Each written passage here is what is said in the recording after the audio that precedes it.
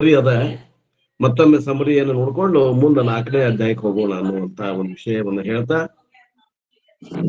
ಇವತ್ತಿನ ಒಂದು ಉಪಸಂಹಾರ, ಈ 2ನೇ ಅಧ್ಯಾಯದ ಉಪಸಂಹಾರ ಮಾಡೋದಾರ. ಈ ಮನೋನಿಗ್ರಹವೇ ಮುಂತಾದದ್ದು ಮಣ್ಣು, ಕಬ್ಬಿಣ ಮುಂತಾದವುಗಳಂತೆ ಎಂದು ತಿಳಿಯಬೇಕು. ಅಂದ್ರೆ ಗಡಿಗೆ ಅಲ್ಲ, ಮಣ್ಣು ಅಂತ ತಿಳಿಬೇಕು. ಮತ್ತೆ ಏನೇನು ಅದಾವಲ್ಲ ಮಣ್ಣಿಂದ ಕಬ್ಬಿಣದಿಂದ ಮಾಡಿದಂತ ಪದಾರ್ಥಗಳು, ಸಲಿಕಿ, ಗುದ್ಲಿ, ಕುಡ್ಚಿ, ಅವೆಲ್ಲವೂ ಕಬ್ಬಣ ಅಂತ ತಿಳಿಬೇಕು. ಅಂದರೆ ಸೃಷ್ಟಿ ಮತ್ತು ಉಪಾಸನೆ ಎಂಬೆಲ್ಲವೂ ಕೂಡ ಪರಮಾತ್ಮ ಸ್ವರೂಪವನ್ನು ತಿಳಿಯುವುದಕ್ಕೆ ಹೇಳಿದ್ದೇ ಹೊರತು ಪಾರಮಾರ್ಥಿಕ ಸತ್ಯವಲ್ಲ. ಸೃಷ್ಟಿಯಾಗಲಿ ಕರ್ಮೋಪಾಸನೆಗಳಾಗಲಿ ಎಲ್ಲವನ್ನು ಹೇಳಿದ್ದೆ ಅದಕ್ಕೆ ಅಂತಂದ್ರೆ ತಿಳಿಯಲಿಕ್ಕೆ ಹೇಳಿದ್ದ ಹೊರತು ಅವು ಪಾರಮಾರ್ಥಿಕ ಸತ್ಯವಲ್ಲ. ಇನ್ನು ಪರಮಾರ್ಥ ಸತ್ಯವಾದ್ರೆ ಹೆಂಗದ ಅಂತಂದ್ರೆ ಅವರು ನ ಕಶ್ಚಿತ್ ಜಾಯತೆ ಜೀವ ಸಂಭವೋ ಅಸ್ಯ ನ ವಿದ್ಯತೆ ಏತತ್ ಉತ್ತಮಂ ಸತ್ಯಂ ಯತ್ರ ಕಿಂಚಿತ್ ನ ಜಾಯತೆ ನ ಕಶ್ಚಿತ್ ಅಪಿ ಜಾಯತೆ. ಯಾವುದೂ ಜೀವನು ಹುಟ್ಟುವುದಿಲ್ಲ. ನ ಕಶ್ಚಿತ್ ಜಾಯತೆ ಜೀವ, ಯಾವ ಜೀವನು ಹುಟ್ಟುವುದಿಲ್ಲ. ಸಂಭವ ಅಸ್ಯ ನ ವಿದ್ಯತೆ, ಆ ಜೀವನಿಗೆ ಅಸ್ಯ ಅಂದ್ರೆ ಆ ಜೀವನಿಗೆ ಸಂಭವ ಅಂದ್ರೆ ಉತ್ಪತ್ತಿ ಇಲ್ಲ. ಎಲ್ಲಿ ಯಾವುದು ಹುಟ್ಟುವುದಿಲ್ಲವೋ ಯತ್ರ ಕಿಂಚಿತ್ ನ ಜಾಯತೆ ಏತತ್ ಉತ್ತಮಂ ಸತ್ಯಂ, ಇದೇ ಸತ್ಯವಾದ ಉತ್ತಮವಾದ ಸತ್ಯವು. ಸ್ವಲ್ಪ ಸಂಸ್ಕೃತವಾಗಿ ಹೇಳ್ತೇನೆ ನೋಡ್ರಿ, ಬರೀ ಇಂಗ್ಲಿಷು ಕನ್ನಡ ಆಗೈತಿ. ಸ್ವಲ್ಪ ಸಂಸ್ಕೃತವಾಗಿ ಹೇಳಕ್ ಪ್ರಯತ್ನ ಮಾಡ್ತೇನೆ ನೋಡ್ರಿ. ಇದ ವಾಕ್ಯ ಹಿಂದೆ ಮುಂದೆ ಮಾಡ್ತೇನೆ, ಕೈಯಾಗ ಬುಕ್ ಇದ್ದವ್ರಿಗೆ ಮಜಾ ಬರ್ತದೆ.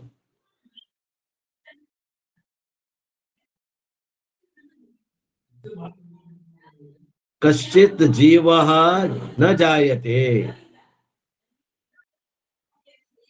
ಜೀವಸ್ಯ ಸಂಭವ ನ ವಿದ್ಯತೆ ಯತ್ರ ಕಿಂಚಿತ್ ನ ಜಾಯತೆ ಏತತ್ ಉತ್ತಮಂ ಸತ್ಯಂ.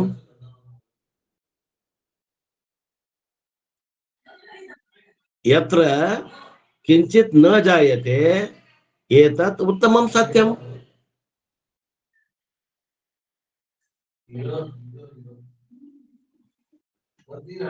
ಹಿಂಗ್ ಬಿಡಿಸಿ ಹೇಳಿದ್ರೆ ಸಂಸ್ಕೃತ ಕೂಡ ಹಗುರ ಅನಿಸ್ತದ. ಎಲ್ಲಿದ್ರಿ ಅದು? ಶಂಕರ ಭಾಷೆದೊಳಗ ಐತೇನ್ರಿ? ನಾನ ಬಾಯಲ್ಲಿ ಬಿಡ್ಸಾಕತ್ತೀನಿ ಹಂಗೆ. ಹಿಂಗ ಆಯ್ತ. ಶಂಕರ ಭಾಷೆದಾಗ ಸ್ವಲ್ಪ ಶಂಕರ ಭಾಷೆ ಅಭ್ಯಾಸ ಮಾಡಿದ್ರೆ ಒಳ ಬರ್ತದ. ಈಗ ನಾನ ಹಿಂದ ಮುಂದೆ ಮಾಡಕತ್ತೀನಿ, ಆ ಶ್ಲೋಕವನ್ನ ಹಿಂದ ಮುಂದೆ ಮಾಡಕತ್ತೀನಿ. ಓಕೆ.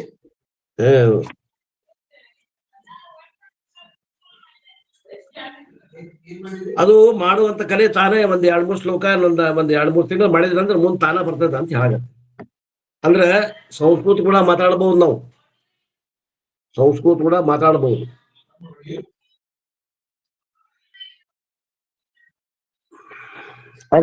ಹಿಂದ ಮುಂದೆ ಮಾಡೋ ಕಲೆ ಗೊತ್ತಾಗ್ಬೇಕಂದ್ರೆ ಗೊತ್ತಾಗ್ತದೆ. ಹಿಂದ ಮುಂದೆ ಮಾಡೋ ಕಲೆ ಗೊತ್ತಾದ್ರೆ ತಾನೇ ಮಾಡಕ್ ಬರ್ತದೆ. ಇಂಗ್ಲಿಷ್ ನಮ್ಮ ಕನ್ನಡದಾಗ ಮೊದಲ ಕರ್ತೃ, ಆಮ್ಯಾಗ ಕರ್ಮ, ಆಮ್ಯಾಗ ಕ್ರಿಯಾಪದ. ಇಂಗ್ಲಿಷ್ನಾಗ ಮೊದಲ ಕರ್ತೃ, ಆಮ್ಯಾಗ ಕ್ರಿಯಾಪದ, ಆಮ್ಯಾಗ ಕರ್ಮಪದ. ಇಲ್ಲಿ ಏನ್ ಸಂಬಂಧ ಇಲ್ಲ. ಯಾವ ಬೇಕು ಕ್ರಿಯಾಪದ ಮೊದಲು ಹಾಕ್ಬಹುದು, ಕರ್ತೃನು ಮೊದಲು ಹಾಕ್ಬಹುದು, ಕರ್ಮನು ಮೊದಲು ಹಾಕ್ಬಹುದು.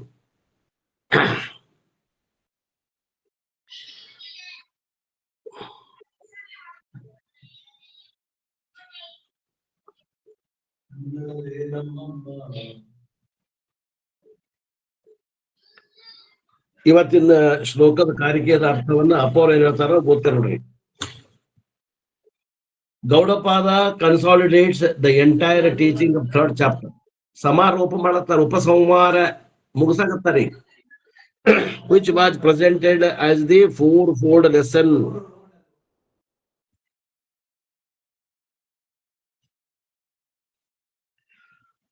Fourfold lesson. The existence of the world is to be negated.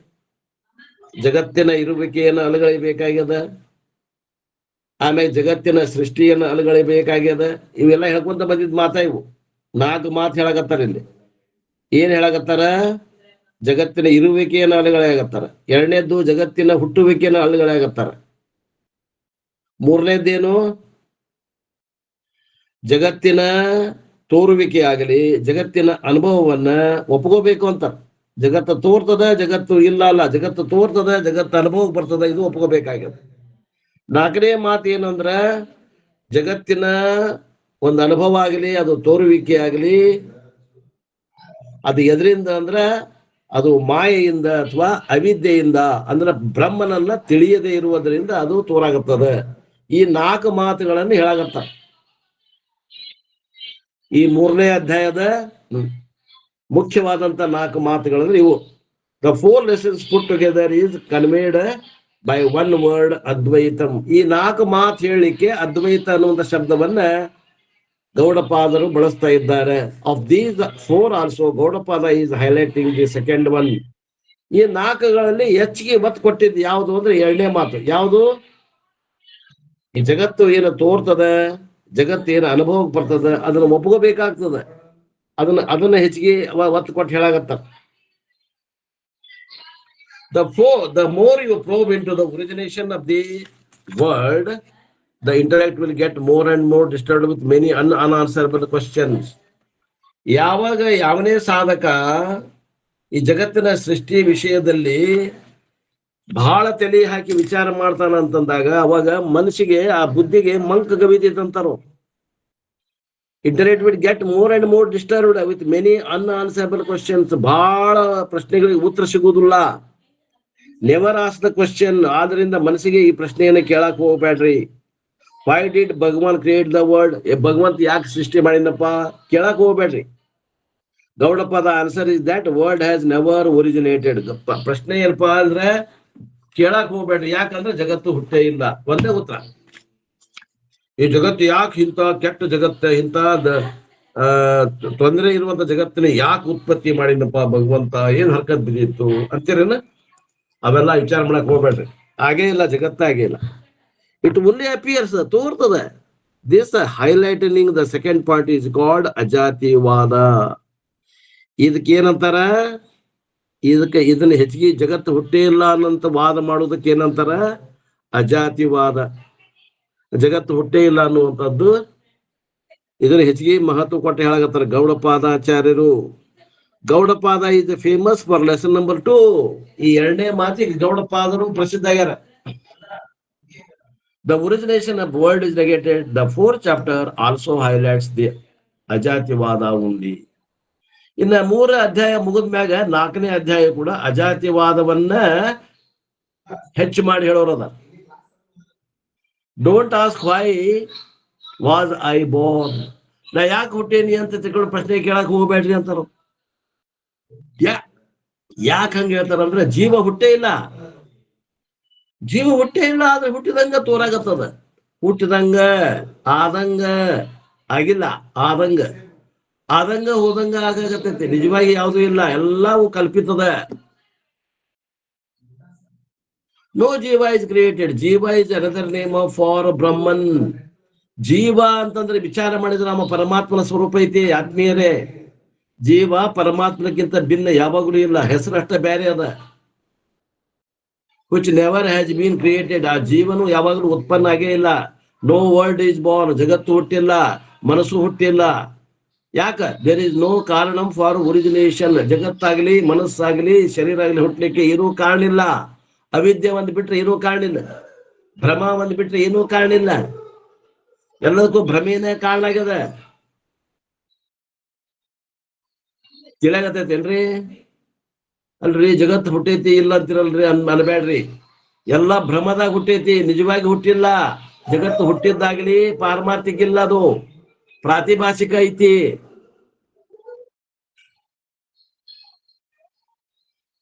The nature of Brahman is such that it cannot produce anything because it cannot undergo any change to produce something. ಆ ಬ್ರಹ್ಮನ ಸ್ವರೂಪ ಹೆಂಗದ ಅಂದ್ರ ಹೆಂಗದ್ರಿ? ಅದು ಎಂದೆಂದು ಬದಲಾವಣೆ ಆಗುದಿಲ್ಲ. ಅದು ಒಂದೇ ರೂಪದಿಂದ ಇರುವಂತದಕ್ಕೆ ನಾವು ಬ್ರಹ್ಮ ಅಂತ ಡೆಫಿನೇಷನ್ ಮಾಡ್ಯಾರ. ಮತ್ತ ಅದು ಸೃಷ್ಟಿ ಆಗೈತಂದ್ರ ಅದು ಹೋಗಿ ಹಾಲು ಹೋಗಿ ಮೊಸರು ಆಗೈತೆ ಅಂದ್ರ ಹಾಲು ಐತೇನೆ ಈಗ ಮೊಸರಾದಾಗ ಇಲ್ಲ. ನಮ್ದು ಹಂಗಲ್ಲ ಇದು ಹೆಂಗ ಹಾಲು ಹೆಂಗೈತಿ ಹಂಗ ಅದ ಮೊಸರಾಗಿ ತೋರಾಗತ್ತದ. ಅದಕ್ಕೆ ಉದಾಹರಣೆ ಯಾವ್ದ್ರಿ? ಆಭರಣ. ಬಂಗಾರ ಆಭರಣ ಆದಾಗಲೂ ಕೂಡ ಬಂಗಾರ ಹೆಂಗೈತಿ ಹಂಗ ಅದ ಒಳಗ. ಬಂಗಾರ ಕೆಟ್ಟಿಲ್ಲ, ಆಭರಣ ತೋರುದ್ ಬಿಟ್ಟಿಲ್ಲ. ಹಂಗ ಬ್ರಹ್ಮ ಕೆಟ್ಟಿಲ್ಲ ಜಗತ್ತಾಗಾಕ, ಜಗತ್ತು ತೋರುದು ಬಿಟ್ಟಿಲ್ಲ. ಆ ಪರಮಾತ್ಮ ಸ್ವರೂಪವಾದಂತ ಬ್ರಹ್ಮದಲ್ಲಿ ಯಾವ ಬದಲಾವಣೆನೂ ಯಾವ ಕಾಲಕ್ಕೂ ಇಲ್ಲ. Production of something involves undergoing change. ಏನಾದ್ರೂ ಸೃಷ್ಟಿ ಆಗ್ಬೇಕಂದ್ರೆ ಬದಲಾವಣೆ ಆಗ್ಬೇಕು ನೋಡ್ರಿ. ಬ್ರಹ್ಮನ್ ಕೆನಾಟ್ ಅಂಡರ್ಗೋ ಎನಿ ಚೇಂಜ್. ಪರಮಾತ್ಮನು ಎಂದೆಂದೂ ಬದಲಾವಣೆ ಆಗೋದಿಲ್ಲ. ಇದನ್ನ ಗಟ್ಟಿ ಹಿಡ್ಕೊಡ್ರಿ. There is only one absolute reality. ಹಂಗ ಪಾರಮಾರ್ಥಿಕ ಸತ್ತ ಇರುವಂತಹದ್ದು ಪರಮಾತ್ಮ ಸ್ವರೂಪ ಒಂದೇ. ಅದು ಯಾವುದು? ತುರಿಯನ ಸ್ವರೂಪ. ತುರಿಯನಾದಂತ ಬ್ರಹ್ಮವೇ ಅದರ ಪಾರಮಾರ್ಥಿಕ ಸ್ವರೂಪ. ಅದು ಯಾವಾಗಲೂ ತುರಿಯನಾಗೇ ಇರ್ತದೆ. ಜೀವ ಅಂತ ತೋರಿದಾಗನು ಅದು ತುರಿಯನಾದ, ಜಗತ್ತ ತೋರಿದಾಗನು ಅದು ತುರಿಯನಾದ, ಈಶ್ವರಾಗಿ ತೋರಿದಾಗನು ಅದು ತುರಿಯನಾದ. ತೋರಾಗತ್ತದ್ರಿ ಅಷ್ಟೇ.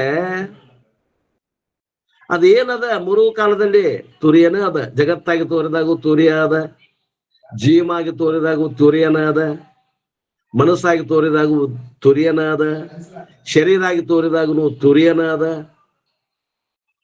ಇದು ಹೆಂಗ್ ಹೇಳ್ತೀರಿ ನೀವು? ಹಾವಾಗಿ ತೋರಿದಾಗನು ಹಗ್ಗ ಅದ. ನೆಲದಲ್ಲಿ ಬಿರುಕಾಗಿ ತೋರಿದಾಗನು ಹಗ್ಗನ ಐತಿ. ಜಲಧಾರಿಯಾಗಿ ತೋರಿದಾಗನು ಹಗ್ಗನ ಐತಿ. ಹೂಮಾಲೆಯಾಗಿ ತೋರಿದಾಗನು ಹಗ್ಗನ ಐತಿ. ಅದಕ್ಕೆ ಉದಾಹರಣೆ ಕೊಟ್ಟರು. ಅದನ್ನ ಹಲವು ಹತ್ತಾಗಿ ತೋರಿದ್ದು ಒಂದೇ ಬ್ರಹ್ಮ. ಬ್ರಹ್ಮನ್ ಕೆನಾಟ್ ಅಂಡರ್ಗೋ ಎನಿ ಚೇಂಜ್. ಆ ಪರಮಾತ್ಮ ಸ್ವರೂಪ ಯಾವಾಗೂ ಬದಲಾವಣೆ ಆಗೋದಿಲ್ಲ. There is only one absolute reality. ಪಾರಮಾರ್ಥಿಕವಾಗಿ ಒಂದೇ ಅದೇ, ಅದೇ ತುರಿಯ. It is called Advaitam. ಅದಕ್ಕೆ ಏನಂತಾರ? ಯಾವಾಗಲೂ ಒಂದೇ ರೂಪದಿಂದ ಐತ್ಯೋ ಅದಕ್ಕೆ ಏನಂತಾರ? ಅದ್ವೈತ. ಇನ್ that Advaitam Brahman nothing is born but this things appear. ಅದ್ರಲ್ಲಿ ಏನು ಹುಟ್ಟಿಲ್ಲ, ಆದ್ರೆ ತೋರುದು ಬಿಟ್ಟಿಲ್ಲ. ಏನದ? ಗುಡ್ಡ ತೋರ್ತದ, ಸರೋವರ ತೋರ್ತದ, ಸಮುದ್ರ ತೋರ್ತದ, ಮನಿಗಳು ತೋರ್ತಾವ, ಕಾಡು ತೋರ್ತಾವ, ಪಕ್ಷಿಗಳು ತೋರ್ತಾವ, ಪ್ರಾಣಿಗಳು ತೋರ್ತಾವ, ಮನುಷ್ಯರು ತೋರ್ತಾರ, ಹೆಣ್ಣು ಗಂಡು ತೋರ್ತಾರೆ. ತೋರುದು ಮಾತ್ರ ಬಿಟ್ಟಿಲ್ಲ, ಆದ್ರೆ ಏನೂ ಆಗಿಲ್ಲ. ಅದ್ ಹೆಂಗಿತ್ತು ಹಂಗ ಅದ. ಉದಾಹರಣೆ ಅಂದ್ರೆ ಅದೇ. ಬಂಗಾರ ಹೆಂಗಿತ್ತು ಹಂಗ ಅದ. ರಿಂಗ್ ಆಗಿ ತೋರ್ತದ, ನೆಕ್ಲೆಸ್ ಆಗಿ ತೋರ್ತದ, ಬಳಿ ಆಗಿ ತೋರ್ತದ, ಚೈನ್ ಆಗಿ ತೋರ್ತದ. ಬಂಗಾರ ಕೆಟ್ಟಿಲ್ಲ, ಆಭರಣ ತೋರುದು ಬಿಟ್ಟಿಲ್ಲ. It is called Advaitam. ಇದಕ್ಕೇನಂತಾರ? ಅದ್ವೈತಂ ಅಂತೇವಿ. In that Advaitam Brahman nothing is born but things appear. ಇಲ್ಲಿ ಏನೋ ಸೃಷ್ಟಿ ಅಜಾತಿವಾದವನ್ನ ಹೇಳ್ತಾರ. ಏನು ಹುಟ್ಟಿಲ್ಲ, ಆದ್ರೆ ತೋರುದು ಬಿಟ್ಟಿಲ್ಲ. That highest truth is my self. ಆ ಏನದ ನಿಜವಾದ ಪಾರಮಾರ್ಥಿಕ ಸತ್ತ ಅನ್ನುವಂಥದ್ದು ಏನದ, ಅದು ನಾವೆಲ್ಲರೂ ಅದೇವಿ. ಅದು ನಮ್ಮನ್ನ ಬಿಟ್ಟು ಬೇರೆ ಇಲ್ಲ. ಇವತ್ತರ ತಿಳ್ಕೊಡ್ರಿ, ನಾಳೆರ ತಿಳ್ಕೊಡ್ರಿ, ಇನ್ನೊಂದು ಜನ್ಮ ಬಂದರ ತಿಳ್ಕೊಡ್ರಿ, ಇನ್ನು 10 ಜನ್ಮ ಬಂದರ ತಿಳ್ಕೊಡ್ರಿ. ಆ ತುರಿಯನು ನಾನೇ ಇದ್ದೇನೆ. ಇದು ವೇದ ಪ್ರಮಾಣ. With this the third chapter Advaita Prakasha Prakarana is over. ಇದರಿಂದ ಈಗ ಈ ಶ್ಲೋಕದ ಅರ್ಥವನ್ನ ಹೇಳೋದ್ರೊಂದಿಗೆ 3ನೇ ಅಧ್ಯಾಯ ಅದ್ವೈತ ಪ್ರಕರಣ ಮುಗಿದೋಯ್ತು.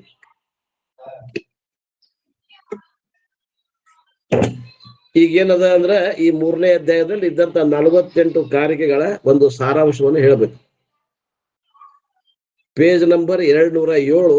ದುಂಡಣ್ಣವ್ರು ಒಂದ್ 5 ನಿಮಿಷ ಓದ್ ಹೇಳ್ರಿ. ಬಂದೆ ಒಂದ ನಿಮಿಷ. Dundanna. Okay sir, okay. Okay, ಒಂದ್ 5 ನಿಮಿಷ ಬರ್ತೇನೆ.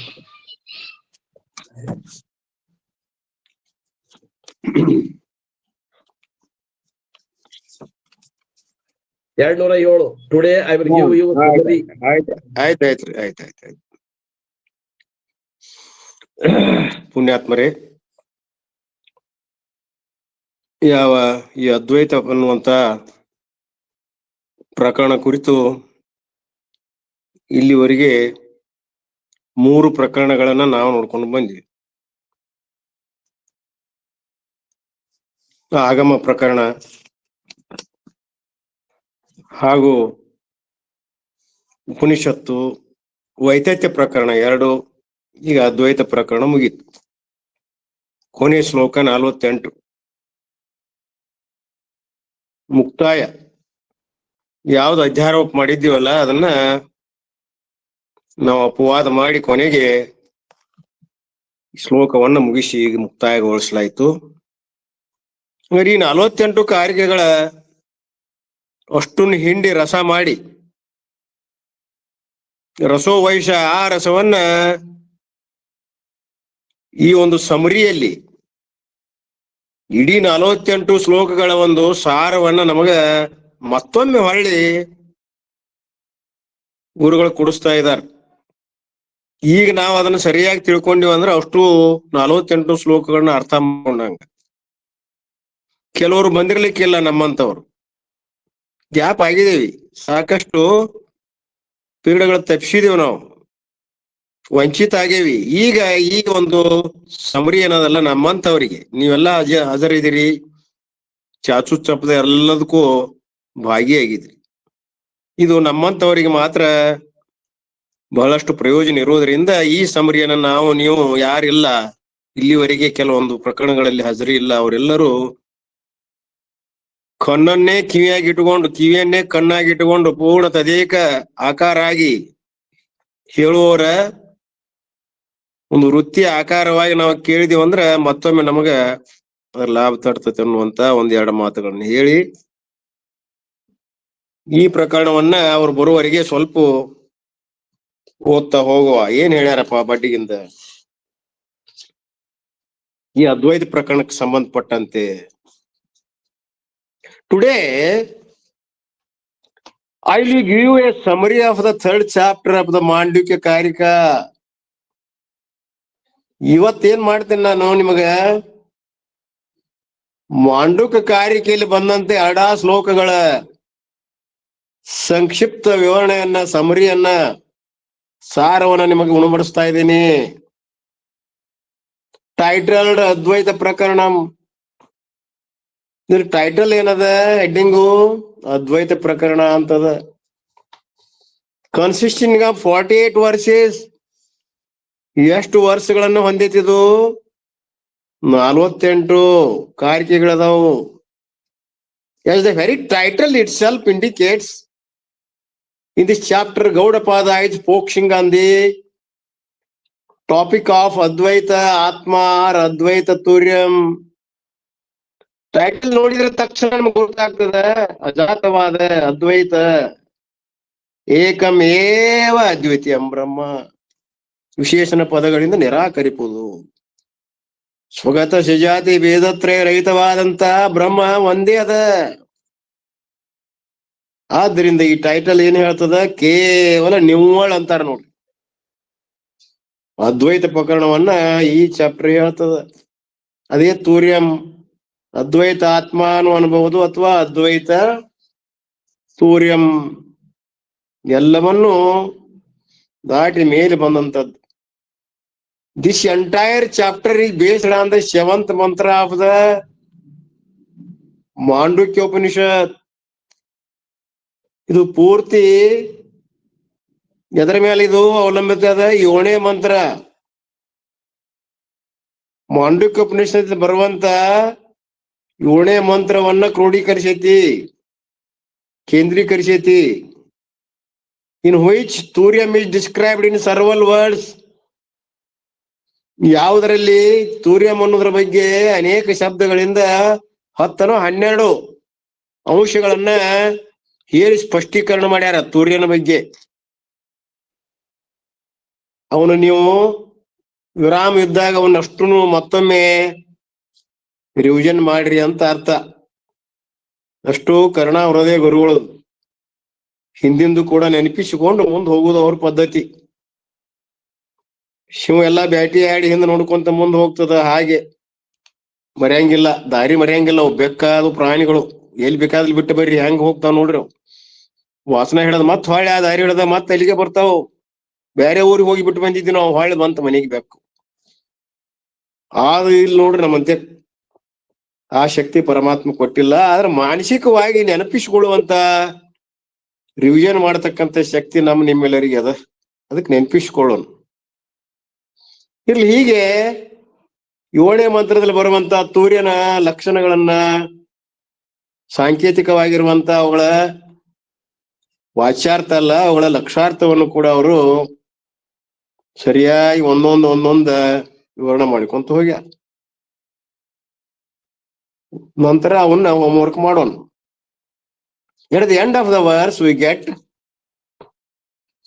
ಶಾಂತಂ ಶಿವಂ ಐತ್ ನೋಡ್ರಿ, ಅದನ್ನು ಕೊಟ್ಟ ಬಿಟ್ಟಾರ.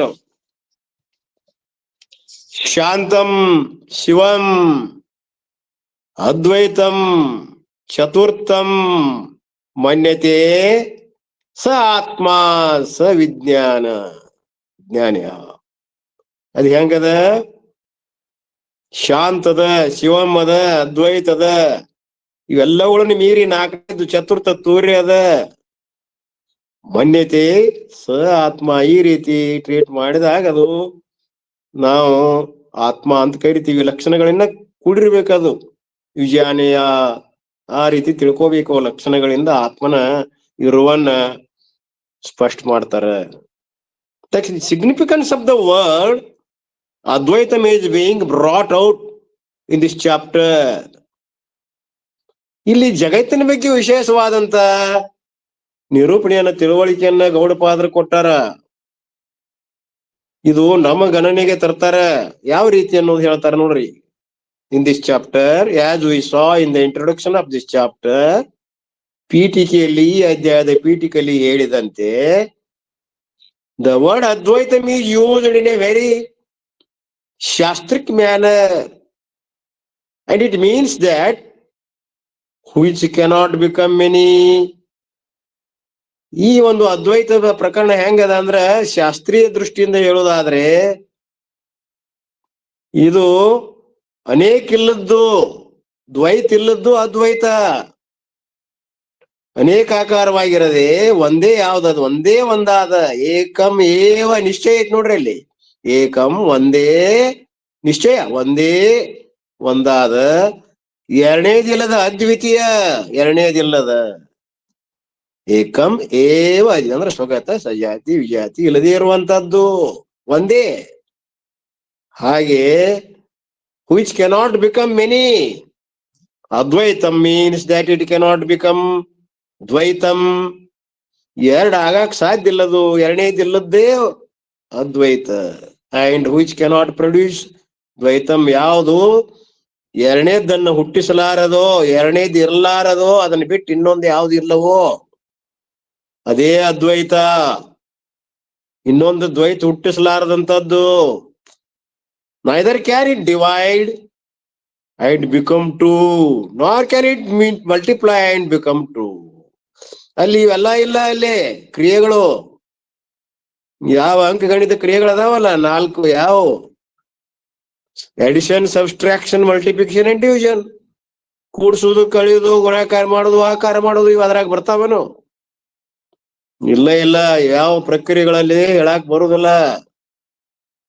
ಅದಕ್ಕೆ ಯಾವ ಇಲ್ಲ, multiplication can happen either by production or division. ನಾವು ಇನ್ನೊಂದನ್ನು ಹುಟ್ಟಿಸೋದಾದ್ರೆ ಅವೆಲ್ಲ ಆಗ್ತಾವ, ಅದರಿಂದ ಅದು ಹಿಂಗೆಲ್ಲ ನಾವು ಭಾಗನು ಮಾಡಬಹುದು, ಮಲ್ಟಿಪ್ಲೈ ಮಾಡ್ಕೊಂತ ಬೆಳೆಸಬಹುದು, ಒಂದ್ರಾಗ ಒಂದು ಕಳಿನಬಹುದು, ಕೂಡಿಸಬಹುದು. ಆದ್ರೆ ಇದು ಏನದ ಪ್ರಕ್ರಿಯೆಗಳು ಅದ್ವೈತದಲ್ಲಿ ಸಂಭವಿಸಲಾರವು. ಯಾಕ ಒಂದ ಐತಿ. ಅದಕ್ಕೆ ಯಾವ ಪ್ರಕ್ರಿಯೆಗಳು ಅಲ್ಲಿ ಹತ್ತುದಿಲ್ಲ. ದೇರ್ ಫೋರ್ ದ್ವೈತ world can never be born from ಅದ್ವೈತ ಬ್ರಹ್ಮನಾರ್ಥುರ್ಯಂ. ಆದ್ರೆ ದ್ವೈತ ರೂಪವಾದಂತ ಈ ಜಗತ್ತು ಇದು ಎಂದೂ ಹುಟ್ಟೇನಿಲ್ಲ ಬ್ರಹ್ಮನಿಂದ. ನೆವರ್ ಬಿ ಬಾರ್ನ್ ಫ್ರಮ್ ಅದ್ವೈತ ಬ್ರಹ್ಮನ್ ಆರ್ಥುರ್ಯಂ. ತೂರಿನಿಂದ ಆಗಲಿ ಅಥವಾ ಬ್ರಹ್ಮನಿಂದ ಆಗಲಿ ದ್ವೈತ ರೂಪವಾದ ಜಗತ್ತು ಎಂದೂ ಹುಟ್ಟೇ ಇಲ್ಲ. ಅಲ್ಲ, ಇಲ್ಲವೇ ಇಲ್ಲ. ಅದ್ರ ಇರುವಿಕೆ, there is no existence at all. ಇಲ್ಲ. Therefore, the world is never created at any time. ಆದ್ರಿಂದ ಕೊನೆಯ ನಿರ್ಧಾರ ಏನು, ಕನ್ಕ್ಲೂಷನ್ನು, ಜಗತ್ತು ಇಲ್ಲವೇ ಇಲ್ಲ, ಪೂರ್ಣ ಅದ್ವೈತನದ, ಅಜಾತವಾದ, ತನ್ನ ಬಿಟ್ಟು ಇನ್ನೊಂದು ಇಲ್ಲ ಇಲ್ಲ, ಮಣ್ಣು ಬಿಟ್ಟು ಮಡಿಕೆ ಇಲ್ಲ, ಮಣ್ಣು ಒಂದೇ ಸತ್ಯ. Therefore the world is never created at any. ಯಾವ ಕಾಲದಲ್ಲಿಯೂ ಕೂಡ ಜಗತ್ ಹುಟ್ಟೇನಿಲ್ಲ ಅಂತ ನಿಶ್ಚಯ ಮಾಡ್ಕೊಳ್ರಿ. ಈ ದೇಶ ಕಾಲಗಳೇನದಾವ ಕಲ್ಪಿತದಾವು, ಅದರಲ್ಲಿ ಇಲ್ಲವೇ ಇಲ್ಲ. ಹುಟ್ಟು ಯಾವಾಗ ಹೇಳ್ಬೇಕು? ದೇಶ ಕಾಲಗಳು ಬಂದಾಗ. ಅವ ಇಲ್ಲಲ್ಲ, ಹುಟ್ಟು ಅನ್ನೋದು ಯಾವ ಕಾಲಕ್ಕೂ ಯಾವಾಗಲೂ ಇಲ್ಲ. ಅದು ಮಾತ್ರ ಯಾವಾಗಲೂ ಕೃಪಾಲಾಭಾಯಿತವಾಗಿ ಎಂದೂ ಅದ, ಈಗೂ ಅದ, ಮುಂದೂ ಅದ, ಯಾವಾಗ್ಲೂ ಅದ. ಇದು ದ ಎಂಟೈರ್ ಚಾಪ್ಟರ್ ಬಂದ್ರ ನೋಡ್ರಿ. ಬಂದೇನೆ ದ ಎಂಟೈರ್ ಬಂದೆ ಹೌದು. The entire chapter focuses on the negation of ಸೃಷ್ಟಿ. ಈ ಪೂರ್ಣ ಅದ್ವೈತ ಪ್ರಕರಣ ಅನ್ನುವಂತ 3ನೇ ಅಧ್ಯಾಯ ಏನ್ ಹೇಳ್ತಾರೆ ಇದ್ರಾಗ ಮುಖ್ಯವಾಗಿ ಅಂದ್ರ, ಆ ಸೃಷ್ಟಿಯನ್ನ ಇಲ್ಲ ಅಂತ ಹೇಳ್ತದ ಅಷ್ಟೇ. ಸೃಷ್ಟಿ ಇಲ್ಲ, ಸೃಷ್ಟಿಯನ್ನ ಅಲುಗಳಿತದ. ಅನದರ್ ವರ್ಡ್ ಫಾರ್ ಸೃಷ್ಟಿ ಜಾತಿ. ಸೃಷ್ಟಿಗೆ ಇನ್ನೊಂದು ಹೆಸರು ಏನು? ಜಾತಿ. ಸೃಷ್ಟಿ ಇಲ್ಲ ಅನ್ನಕೇನು? ಅಜಾತವಾದ, ಅಜಾತಿ. ನೆಗೇಷನ್ ಆಫ್ ಜಾತಿ is subject of this chapter and thus the chapter is called ಅಜಾತಿವಾದ. ಅಂದ್ರೆ ಸೃಷ್ಟಿ ಇಲ್ಲೇ ಇಲ್ಲ, ಏನಾಗೈತೆಲ್ಲ ನಾಮರೂಪ ಸೇರೈತೆ ಅಷ್ಟೇ. ಇರುವಂತ ವಸ್ತುವಿಗೆ ಒಂದು ನಾಮ ಒಂದು ರೂಪ ಸೇರಿಸ್ಬಿಟ್ರೆ ಅದಕ್ಕೆ ನಾವು ಸೃಷ್ಟಿ ಅನ್ನಗತ್ತೇವಿ. ಸೃಷ್ಟಿ ಅನ್ನುವಂತ ಶಬ್ದವನ್ನ ವೇದಾಂತಿಗಳು ಒಪ್ಪೋದಿಲ್ಲ. ಯಾಕೆ ಒಪ್ಪೋದಿಲ್ಲ ಅಂದ್ರೆ ಪರಿಣಾಮ ಆಗಿಲ್ಲ. ಹಗ್ಗ ಹೆಂಗಿತ್ ಹಂಗ ಇದ್ದು ಅದ್ರ ಮ್ಯಾಗ ಹಾವು ತುರಾಗತ್ತದ. ಹಗ್ಗ ಬದಲಾವಣೆ ಆಗಿ ಹಾವು ಆಗಿತ್ತಂದ್ರ ಸೃಷ್ಟಿ ಅಂತಿದ್ವಿ ಅಂತ ನಾವು. ಹಾಲು ಕೆಟ್ಟ ಮೊಸರಾಗಿದ್ರ ಸೃಷ್ಟಿ ಅಂತೀವಿ. ಹಾಲು ಹೆಂಗೈತಿ ಹಂಗ ಅದ, ಅದು ಮೊಸರಾಗಿ ತುರಾಗತ್ತೈತಂದ್ರ ಅದಕ್ಕೆ ನಾವು ಸೃಷ್ಟಿ ಅನ್ನೋದಿಲ್ಲ ಅಂತಾರ. Brahman has created nothing and nothing is born out of Brahman. ಪರಮಾತ್ಮ ಏನನ್ನು ಹುಟ್ಟಿಸಿಲ್ಲ, ಮತ್ತ ಪರಮಾತ್ಮನಿಂದ ಏನು ಹುಟ್ಟಿಲ್ಲ. Brahman alone was, Brahman alone is, and Brahman alone will be. ಪರಮಾತ್ಮ ಒಬ್ಬನೇ ಇದ್ದ ಸೃಷ್ಟಿ ಪೂರ್ವದಲ್ಲಿ. ಸೃಷ್ಟಿ ಆದಾಗೂ ಪರಮಾತ್ಮ ಒಬ್ಬನ ಅದಾನ, ಸೃಷ್ಟಿ ಪ್ರಳಯ ಆದಾಗನು ಪರಮಾತ್ಮ ಒಬ್ಬನೇ ಇದಾನ. ತಿಳಿತೇನ್ರಿ? ಬ್ರಹ್ಮನ್ ಈ was alone was, Brahman alone is, and Brahman alone will be. ಜ್ಞಾನಕ್ಕ ಪೂರ್ವದಲ್ಲಿ ಅಜ್ಞಾನ ಕಾಲದಲ್ಲಿಯೂ ಪರಮಾತ್ಮ ಒಬ್ಬನೇ ಅದಾನ. ಜ್ಞಾನ ಆದಾಗನು ಪರಮಾತ್ಮ ಒಬ್ಬನೇ ಅದಾನ. ಆಮೇಲೆ ಜಗತ್ತು ತೋರದೆ ಇದ್ದಾಗೂ ಪರಮಾತ್ಮ ಒಬ್ಬನೇ ಅದಾನ. ಲಯ ಆದಾಗ ಜಗತ್ತೇನಾಗ್ತದೆ, ಒಂದಾನೊಂದು ಕಾಲಕ್ಕೆ ಲಯ ಆಗ್ತದ. ಅವಾಗನು ಪರಮಾತ್ಮ ಬದಲಾವಣೆ ಆಗದ ಒಬ್ಬನೇ ಅದಾನ. This is the tough message of the Vedanta and nothing of the 3rd chapter. ಇದು 3ನೇ ಅಧ್ಯಾಯದ ಕಠಿಣವಾದಂತಹ ವಿಷಯವನ್ನ ಹೇಳಕತ್ತಾರ. ಬಹಳ ಮಂದಿಗೆ ಇದನ್ನ ಒಪ್ಪುದಿಲ್ಲ ಅಂತ ಅಂತಃಕರಣ ಒಪ್ಪಬೇಕು, ಹೌದು ಅನಿಸ್ಬೇಕು. ಒಳಗ ಮನಸ್ಸಿನಾಗ ಹೌದು ಹೌದು ಹೌದು ಅನಿಸ್ಬೇಕು. ಎಫಿಷಿಯಂಟ್ ಕೊಲಿಜಿಯನ್ಸ್ ಅಂತಾರ ಅದಕ್ಕೆ. ಶಾಸ್ತ್ರ ತಿಳಿದಿತ್ತಂದ್ರ ಅಂತಃಕರಣ ಹೌದು ಅಂತದ, ಇಲ್ಲಾಂದ್ರ ಸಿಡದ್ ನಿಂದಿರ್ತದ. ಅದ್ಯಾಂಗ್ರಿ ಅಂತಾರ. If at all you experience world, Gaudapada says that experience is not because of the world is born out of Brahman, not because the world is existing, but because appearing for us. ಒಂದ್ ವೇಳೆ ಯಾರಾದ್ರಿಗೆ ಜಗತ್ತ ತೋರ್ತೈತಿ ಅನ್ನೋರಿಗೆ ಗೌಡಪಾದಾಚಾರ್ಯರು ಏನ್ ಹೇಳ್ತಾರಂದ್ರ, ಈ ಜಗತ್ತು ಇದೆ ಅನ್ನುವಂತ ಅನುಭವ ಯಾಕೆ ಆಗಗತ್ತೈತಿ ಅಂದ್ರೆ ಜಗತ್ತು ಹುಟ್ಟೈತಿ ಅದಕ್ಕೆ ಅನುಭವ ಆಗಗತ್ತಿಲ್ಲ. ಮತ್ತ ಜಗತ್ತು ಐತಿ ಅಂತ ಅನುಭವಕ್ಕೆ ಬರಾಗತ್ತಿಲ್ಲ. ಮತ್ತ ಅದು ಯಾಕೆ ಅನುಭವ ಬರಾಗತ್ತೈತಿ ಅಂದ್ರ ಅದು ಇದ್ದಂತೆ ತೋರಾಗತ್ತದ, ಅದಕ್ಕೆ ಅನುಭವ ಬರಾಗತ್ತದ. ಅದು ಇದ್ದಂತೆ ತೋರಾಗತ್ತದ ಇಲ್ಲ, ಭ್ರಮದಿಂದ ತೋರಾಗತ್ತದ, ಅದಕ್ಕೆ ನಮ್ಗೆ ಅನುಭವ ಆಗತ್ತದ. So the entire world is an experience exactly like dream which is an experience. ಜಗತ್ತಿನ ಅನುಭವ ಹೆಂಗೈತಂದ್ರ ಸ್ವಪ್ನದ ಅನುಭವತೆ ಐತಿ. ಸ್ವಪ್ನ ಖರೆ ಐತೇನೋ? ಇಲ್ಲ. ಸ್ವಪ್ನದಿಂದ ಎದ್ದಾಗ ಸುಳ್ಳಾಗಿ ಹೋಗ್ತದ. ಹಂಗ ಇದು ಎಚ್ಚರ ಆದ್ಮ್ಯಾಗ ಇದು ಇಲ್ದಂಗಾಗಿ ಹೋಗ್ತದ ಅಂತ ಹೇಳ್ತಾರ ಗೌಡಪಾದರು. ಆದ್ದರಿಂದ ಎಚ್ಚರ ಆಗೋಕ್ಕಿಂತ ಮೊದಲು ತೋರ್ತದ. ಎಚ್ಚರ ಆಗಿಂದ ಇಲ್ಲ ಅಂದ್ರೆ ಅದಕ್ಕೆ ಐತ್ ಅನ್ಬೇಕೋ ಇಲ್ಲ ಅನ್ಬೇಕೋ? ಇಲ್ಲ ಅನ್ಬೇಕು. ಒಂದ್ ವೇಳೆ ಇತ್ತಂತ ಯಾವಾಗ ಅನ್ಬೇಕಂದ್ರ 3 ಕಾಲದಲ್ಲಿ ಇರ್ಬೇಕದು. ಜಾಗ್ರತಾಗೂ ಇರ್ಬೇಕು, ಸ್ವಪ್ನದಾಗೂ ಇರ್ಬೇಕು, ಸುಷುಪ್ತಿಯಾಗೂ ಇರ್ಬೇಕು, ವರ್ತಮಾನ ಕಾಲದಾಗೂ ಇರ್ಬೇಕು, ಭೂತಕಾಲದಾಗೂ ಇರಬೇಕು, ಭವಿಷ್ಯತ್ ಕಾಲದಾಗೂ ಇರಬೇಕು. ಮೂರು ಕಾಲದಲ್ಲಿ ಬದಲಾವಣೆ ಆಗಿದ್ರು ಆಗದೆ ಇರುವುದಕ್ಕೆ ನಾವು ಸತ್ ಅಂತೀವಿ.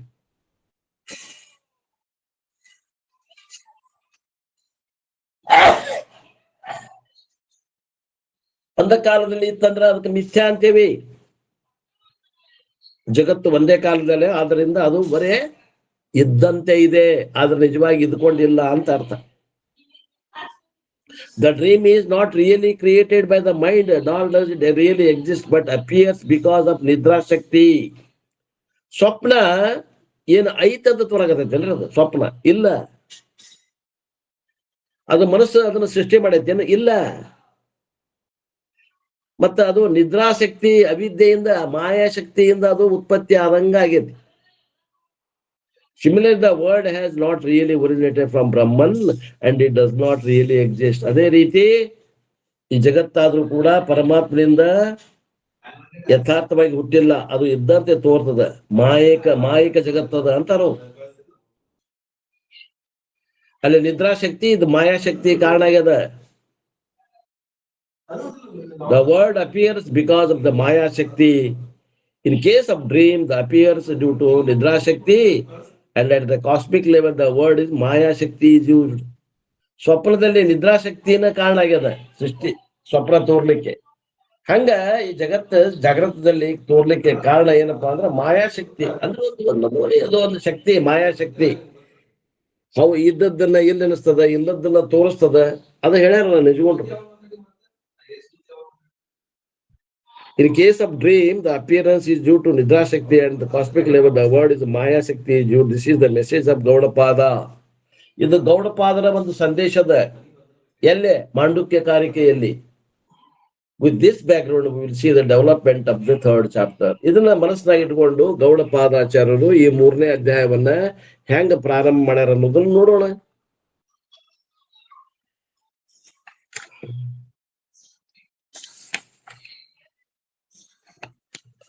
ಸುಮಾರು ಒಂದು 2, 3, 4, 5, 6 ಪೇಜ್ನಲ್ಲಿ ಇದರ ಸಾರಾಂಶವನ್ನು ಕೊಡ್ತಾ ಇದ್ದಾರೆ. ಯಾರಿಗೆ 48 ಕಾರಿಗೆ ಓದಕ್ ಆಗಂಗಿಲ್ಲ, 6 ಪೇಜ್ ಓದ್ಬಿಟ್ರೆ ಮುಗಿದು ಹೋದ್. 6 ಪೇಜ್ ಓದಿದ್ರು ಮುಗಿದು ಹೋಗ್ತದೆ. ಇದನ್ನ 6 ಪೇಜ್ 3 ಪೇಜ್ನಾಗ ಇಳಿಸಿದ್ರು 3 ಪೇಜ್ ಓದಿದ್ರು ಸಾಕು, ನಿಮಗೆ ಗೌಡಪಾದರ 3ನೇ ಅಧ್ಯಾಯ ತಿಳಿದು ಹೋಗ್ತದೆ. ಹೆಂಗ ಹೆಚ್ಚಿಗೆ ಸಲ ಓದ್ತೀರಿ ಹಂಗಂಗ ಅದನ್ನ ಸಂಕ್ಷಿಪ್ತ ಮಾಡಕ್ ಬರ್ತದ. ಒಂದೇ ಪೇಜಿಗೆ ಇಳಿಸ್ಬಹುದು. ಒಂದೇ ಪೇಜಿಗೆ ಇಳಿಸಿ ನಾನು ಬಂದು ಎಷ್ಟು ವಿಷಯ ಅಂತ ಹೇಳಿ ಆಯ್ತನ 2 ಪೇಜ್ ಇಳಿಸಿ ಇಟ್ಕೊಳ್ಳಿ ನೋಡಿ. ಗೌಡಪಾದರ 3ನೇ ಅಧ್ಯಾಯವನ್ನ 2 ಪೇಜ್ ಇಳಿಸಿ ಹೇಳಿ. 6 ಪೇಜ್ ಬೇಕಾದ 6 ಪೇಜ್, 3 ಪೇಜ್ ಬೇಕು 3 ಪೇಜ್, 2 ಪೇಜ್ನಾಗ ಇಳಿಸಿದ್ರೆ ಎಲ್ಲಾ ವಿಷಯ ಬರುವಂಗ ಇಳಿಸಿ ಇಟ್ಕೊಂಡ್ಬಿಟ್ಟೇನಿ. ನನಗೆ ಅವಸರದಾಗ ಯಾವಾಗಾರ 3ನೇ ಅಧ್ಯಾಯ ನೋಡ್ಬೇಕು ಅನಿಸ್ತು ಅಂದ್ರ ಆ 2 ಪೇಜ್ ನೋಡ್ಕೊಂಡ್ಬಿಟ್ರೆ ಮುಗಿದು ತಲೆಯಾಗ ಮತ್ತೆ ಫ್ರೆಶ್ ಬಂದ್ಬಿಡ್ತಾರ ಎಲ್ಲಾ ವಿಚಾರಗಳು. ಹಂಗಾರ ಈ ಅಧ್ಯಾಯದೊಳಗೆ ಗೌಡಪಾದರು ಏನ್ ವಿಚಾರ ಹೇಳ್ತಾರಂದ್ರ, ಮೊದಲನೇ ವಿಚಾರ, ಮೊದಲನೇ 1 ಮತ್ತು 2ನೇ ಶ್ಲೋಕದಿಂದ ಏನ್ ಹೇಳ್ತಾರ ಅಂದ್ರೆ ಅದ್ವೈತ ಅನ್ನುವಂಥ ಶಬ್ದವನ್ನ ಹೇಳ್ತಾರ. ಇದು ಈ ಅಧ್ಯಾಯದ ಅದ್ವೈತ ಪ್ರಕರಣ ಅಂತ ಹೆಸರಿಟ್ಟಿದ್ದಕ್ಕೆ ಅದ್ವೈತ ಅಂದ್ರೆ ಏನು ಅನ್ನುವಂತ ಮಾತನ್ನ ಹೇಳ್ತಾರ. ಇದೇನ್ ಹೇಳ್ತಾರ ಅಂತಂದ್ರ no spiritual seeker can start with Advaitam. ಯಾವ ಸಾಧಕನೂ ಆಗಲಿ ಅದ್ವೈತದಿಂದ ಪ್ರಾರಂಭ ಆಗೋದಿಲ್ಲ ಅವನ ಪ್ರಯಾಣ, ದ್ವೈತದಿಂದ ಪ್ರಾರಂಭ ಆಗ್ತದ್ರಿ. ನಾವೆಲ್ಲರೂ ದ್ವೈತಿಗಳೇ. ಯಾಕಂದ್ರೆ ನಾವು ಹುಟ್ಟಿ ಬಂದೇವೆ ಅಂದ್ರೆ ನಾವು ದ್ವೈತ ಇದ್ದಿದ್ದಕ್ಕ, ಅದ್ವೈತವನ್ನ ಜ್ಞಾನವನ್ನ ಪಡೆಯಲಾರದಕ್ಕ ಈ ತಾಯಿ ಹೊಟ್ಟೆಯಾಗ ಹುಟ್ಟಿ ಬಂದೇವಿ ನಾವು. ಆದ್ದರಿಂದ ಹುಟ್ಟುತ್ತಲೇ ನಾವೆಲ್ಲರೂ ದ್ವೈತಿಗಳೇ. ಸಂಸ್ಕಾರದಿಂದ ನಾವು ಅದ್ವೈತಿಗಳು ಆಗಬಹುದು. ಅದ್ವೈತಿಗಳಾಗಿ ಯಥಾರ್ಥ ತಿಳ್ಕೊಂಡ್ರೆ ನಮಗ ಹುಟ್ಟು ಸಾವು ಇರುದಿಲ್ಲ. Spiritually should start with Dvaitam only. ನಾವು ಆಧ್ಯಾತ್ಮಿಕ ಸಾಧನೆ ಮಾಡ್ಬೇಕು ಅಂದ್ರೆ ಅದು ದ್ವೈತದಿಂದ ಪ್ರಾರಂಭ ಆಗ್ತದೆ. Dvaitam is the stepping stone. ದ್ವೈತದ ಅನ್ನುವಂಥದ್ದು ಇದು ಮೊದಲನೇ ಹಂತ. ಅದನ್ನ ದಾಟಿನ ನಾವು ಅದ್ವೈತಕ್ಕೆ ಬರಬೇಕಾಗ್ತದೆ. ದ್ವೈತ ಭಕ್ತಿ ಇಸ್ ವೆರಿ ಮಚ್ ರಿಕ್ವೈರ್ಡ್. ಅದ್ವೈತ ಸಾಧನೆಗೆ ದ್ವೈತ ಭಕ್ತಿ ಪ್ರಮುಖ ಪಾತ್ರವನ್ನ ವಹಿಸ್ತದೆ. ಬಟ್ ದ್ವೈತ ಭಕ್ತಿ ಶುಡ್ ಕರ್ಮಿನೇಟ್ ಇಂಟು ಅದ್ವೈತ ಜ್ಞಾನಂ. ದ್ವೈತ ಭಕ್ತಿ ಏನಾಗಬೇಕು, ಅದ್ವೈತ ಜ್ಞಾನವಾಗಿ ಪರಿವರ್ತನೆ ಆಗಬೇಕು. ಸಾಧನೆ ಹಂಗಾಗಬೇಕು. ಆಗೈತೆ ನೋಡ್ಕೊಡ್ರಿ. Both are important. ದ್ವೈತ ಭಕ್ತಿನೂ ಮುಖ್ಯದ, ಅದ್ವೈತ ಜ್ಞಾನನೂ ಮುಖ್ಯದ. ಆ ದ್ವೈತ ಭಕ್ತಿ ನಮಗ ಅದ್ವೈತ ಜ್ಞಾನಕ್ಕೆ ಕರ್ಕೊಂಡ್ ಬಂತು ಅಂದ್ರ ಅದು ನಮ್ದು ಸರಿಯಾಗಿ ಟ್ರ್ಯಾಕ್ನಾಗ ಅದೇವಿ ಅಂತ, ಸಾಧನಾ ಪಥದಲ್ಲಿ ಅದೇವಿ ಅಂತ ಅರ್ಥ. ನಾವು ದ್ವೈತದಾಗ ಉಳ್ಕೊಂಡು ಅಲ್ಲೇ ಕುಂತೇವಂದ್ರ ಅದ್ವೈತಕ್ಕೆ ನಮ್ದು ಅದ್ವೈತ ಜ್ಞಾನಕ್ಕೆ ನಾವು ಬಂದಿಲ್ಲ ಅಂದ್ರ ನಮ್ದು ದೋಷದ, ಏನೋ ಒಂದು ಸಾಧನೆಯಲ್ಲಿ ದೋಷದ ಅಂತ ತಿಳ್ಕೊಡ್ರಿ ಅಂತಾರೆ ಗೌಡಪಾದಾಚಾರ್ಯ. ದ್ವೈತ ಭಕ್ತಿ ಇಸ್ ಎ ಮೀನ್ಸ್ ಅಂಡ್ ಅದ್ವೈತ ಜ್ಞಾನಂ ಇಸ್ ದ ಎಂಡ್. ದ್ವೈತ ಭಕ್ತಿ ಏನದ, ಇದು ಸಾಧನದ. ಅದ್ವೈತ ಜ್ಞಾನ ಏನದ, ಇದು ಸಾಧ್ಯದ. ಸಾಧನ ಮತ್ತು ಸಾಧ್ಯದ ವ್ಯತ್ಯಾಸವನ್ನು ಗುರುತಿಸ್ರಿ. ವಿತೌಟ್ ದ್ವೈತ ಭಕ್ತಿ ಅದ್ವೈತ ಜ್ಞಾನಂ ಇಸ್ ಇಂಪಾಸಿಬಲ್. ದ್ವೈತ ಭಕ್ತಿ ಅನ್ನುವಂತ ಸಾಧನೆ ಇಲ್ಲದೆ ಇದ್ರ ಅದ್ವೈತ ಜ್ಞಾನ ಅನ್ನುವಂತ ಸಾಧ್ಯ ಸಿಗುವುದಿಲ್ಲ. ವಿದೌಟ್ ಅದ್ವೈತ ಜ್ಞಾನಂ ದ್ವೈತ ಭಕ್ತಿ ಈಸ್ ಇನ್ಕಂಪ್ಲೀಟ್. ಅದ್ವೈತ ಜ್ಞಾನ ಇಲ್ಲದೇನೆ ಇಲ್ಲ ಅಂದ್ರ ನಮ್ಮ ದ್ವೈತ ಭಕ್ತಿನೂ ಕೂಡ ತನ್ನ ಕೆಲಸ ಮಾಡಿಲ್ಲ ಅಂತ ಅರ್ಥ, ಅದು ಅರ್ಧ ಆಗೈತಿ ಅಂತ ಅರ್ಥ. You have to go through Dvaita bhakti and come to ಅದ್ವೈತ ಜ್ಞಾನಂ. ಪ್ರತಿಯೊಬ್ಬ ಸಾಧಕರು ದ್ವೈತ ಭಕ್ತಿಯನ್ನು ಅವಲಂಬಿಸಿಕೊಂಡೇನೆ ಅದ್ವೈತ ಜ್ಞಾನಕ್ಕಾಗಿ ಬರಬೇಕಾಗಿದೆ ಆತ್ಮೀಯರೇ. ಅಲ್ಲೆಲ್ಲೆಲ್ಲೆಲ್ಲಿ ಟಿಪ್ಪಣಿ ಬರ್ಕೊಂತ ಹೋಗ್ರಿ, ಕೇಳ್ಕೊಂತ ಕುಂತ್ರಿ ಅಂದ್ರೆ ಆಮೇಲೆ ಏನ್ ಹೇಳಿದ್ರು, ಬಾಳ ಚಂದ ಹೇಳಿದ್ರು ಗೌಡಪಾದಾಚಾರ್ಯರು, ಪರಮಾರ್ಥನಂದ ಗುರುಗಳು ಏನ್ ಹೇಳಿದ್ರಿ ಗೊತ್ತಿಲ್ರಿ ಆಕತ್. ಅದ ಅಷ್ಟ ಟಿಪ್ಪಣಿ ಬರ್ಕೊಡ್ರಿ. ಹಂಗಾರೆ ಸಾಧಕನ ಸಾಧನೆ ಹೆಂಗಿರ್ಬೇಕು ಅಂದ್ರೆ ದ್ವೈತ ಭಕ್ತಿಯಿಂದ ಪ್ರಾರಂಭವಾಗಿ ಕೊನೆಗೆ ಎಲ್ಲಿಗೊಳ್ಬೇಕು, ಅದು ಕೊನೆಗೊಳ್ಳೋದು ಅದ್ವೈತ ಜ್ಞಾನದಲ್ಲಿ ಕೊನೆಗೊಳ್ಳಬೇಕು. ಅಂದ್ರೆ ಅದು ಯೋಗ್ಯ ದಾರಿಯೊಳಗ ನಮ್ದು ಸಾಧನೆ ನಡೆದದ ಅಂತ ಅರ್ಥ. ನಾವು ದ್ವೈತ ಭಕ್ತಿ ಒಳಗ ಉಳ್ಕೊಂಡು ಕುಂತೀವಿ ಅಂದ್ರೆ ಅದು ಸಾಧನೆ. ಅದ್ವೈತ ಜ್ಞಾನಕ್ಕೆ ಬರ್ಲಿಲ್ಲ ಅಂದ್ರೆ ಅದು ಸಾಧನೆ ಅಲ್ಲ, ಯಥಾರ್ಥವಾದ ಸಾಧನೆ ಅಲ್ಲ. ಒಬ್ಬ ಹೆಣ್ಮಗಳು ಒಂದು ಪ್ರೆಗ್ನೆಂಟ್ ಅದಾಳಂದ್ರ 9 ತಿಂಗಳ 9 ದಿನಕ್ಕೆ ಒಂದು ಹೆಣ್ಣಾಗ್ಲಿ ಒಂದು ಗಂಡಾಗ್ಲಿ ಮಗುಗೆ ಜನನ ಆಗ್ಬೇಕು. 9 ತಿಂಗಳಾತು, 10 ತಿಂಗಳಾತು, 11 ತಿಂಗಳಾತು, 12 ತಿಂಗಳಾತು, 13 ತಿಂಗಳಾತು, ಏನು ಆಗ್ಲೇ ಇಲ್ಲ ಅಂದ್ರ ಅದೇನು ಹೊಟ್ಲೆದಾಳ ಅಂತಿರೋ, ಏನೋ ಹೊಟ್ಟಿಯೊಳಗ ದುರ್ಮಾಂಸ ಬೆಳೆದ ಅಂತಿರೋ. ಇಲ್ಲಿನೂ ಹಂಗ ತಿಳ್ಕೊಡ್ರಿ. ನಾವು ದ್ವೈತ ಭಕ್ತಿ ಮಾಡಾಕತ್ತೇವ್ರಿ, ಅದ್ವೈತ ಜ್ಞಾನಕ್ಕೆ ಬಂದೇ ಇಲ್ಲ. ಈಗ 80 ವರ್ಷ ಆಗ್ಯಾವ ಅಂದ್ರೆ ಏನ್ ನಮ್ ಸಾಧನೆ ಬರೋಬರಿ ಒಳಗ ಅದನೋ, ದಾರಿ ಒಳಗ ಅದನೋ, ಏನ ತಪ್ಪ ದಾರಿ ನಡೆದೈತು ನಮ್ ಸಾಧನೆ?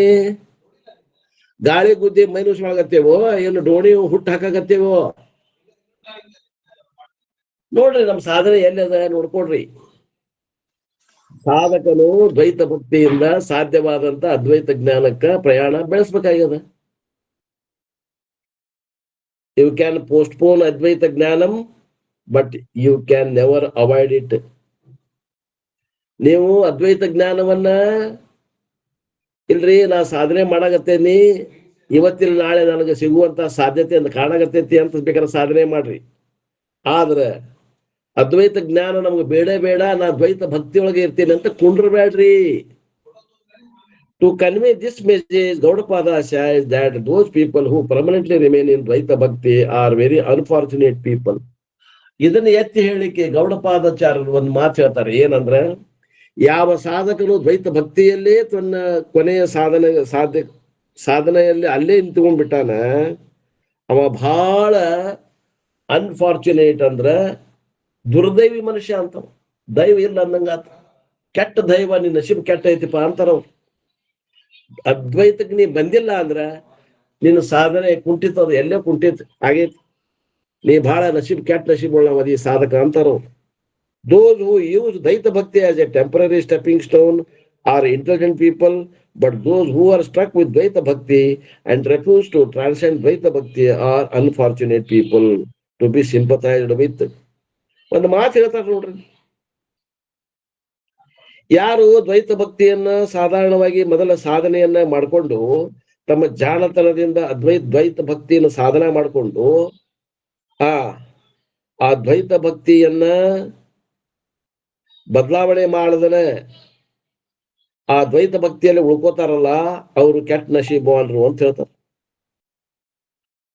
Intelligent people, but those who are stuck in Dvaita bhakti and refuse to transcend Dvaita bhakti are unfortunate people to be sympathised. ಅವ್ರ ಬಗ್ಗೆ ನಾವು ಕನಿಕರ ಪಡಬೇಕಾಗ್ತದ. ದ್ವೈತ ಭಕ್ತಿ ಒಳಗೆ ಬಂದು ಪ್ರಾರಂಭ ಮಾಡಿ ದ್ವೈತದಲ್ಲಿನ ಕುಂತಾರಂದ್ರ ಅವ್ರ ಬಗ್ಗೆ ಕನಿಕರವನ್ನ ವ್ಯಕ್ತಪಡಿಸ್ತಾರೆ ಗೌಡಪಾದಾಚಾರ್ಯ. ಅಲ್ಲಪ್ಪ ಬೆಳಿಲಿಲ್ಲಲ್ಲೋ, ದ್ವೈತ ಭಕ್ತಿಯಿಂದ ಅದ್ವೈತ ಜ್ಞಾನಕ್ಕೆ ಬರಬೇಕಾಗಿತ್ತು, ಬರ್ಲಿಲ್ಲಲ್ಲ, ಎಂತ ದುರ್ದೈವದಿಯೋ ನೀನು ಅಂತಾರ. ದ್ವೈತ ಭಕ್ತಿ ಇಸ್ ಪ್ರಾಕ್ಟೀಸ್ಡ್ ಇನ್ 2 ಲೆವೆಲ್ಸ್. ಆ ದ್ವೈತ ಭಕ್ತಿಯನ್ನು ಸಾಧಕನು 2 ಹಂತದಲ್ಲಿ ಪ್ರಾರಂಭ ಮಾಡ್ತಾನೆ. The first level is called Karmayoga. First level 1ನೇ ಹಂತ ಕರ್ಮಯೋಗ. 2ನೇ ಹಂತ ಯಾವುದು? ಉಪಾಸನಾ ಯೋಗ. ಆ ಕರ್ಮಯೋಗದಲ್ಲಿ ಏನ್ ಮಾಡ್ತಾನೆ? ಮನದೋಷ ಕಳ್ಕೋತಾನೆ. ಉಪಾಸನ ಯೋಗದಲ್ಲಿ ಏನ್ ಮಾಡ್ತಾನೆ? ಅಂತಃಕರಣದಲ್ಲಿ ಇದ್ದಂತಹ ಚಂಚಲತೆಯನ್ನು ಕಳ್ಕೋತಾನೆ. ಇನ್ನು ಕರ್ಮ, ದ ಭಗವಾನ್ ಈಸ್ ವರ್ಷಿಪ್ಡ್. ಕರ್ಮಯೋಗದಲ್ಲಿ ಭಗವಂತನನ್ನ ಪೂಜೆ ಮಾಡ್ತಾನೆ. And I am the worshipper. ನಾನು ಭಗವಂತನನ್ನ ಪೂಜೆ ಮಾಡುವಂತಹ ಅವನ ದಾಸ. The worshipped and worshipper duality is present in ಕರ್ಮ.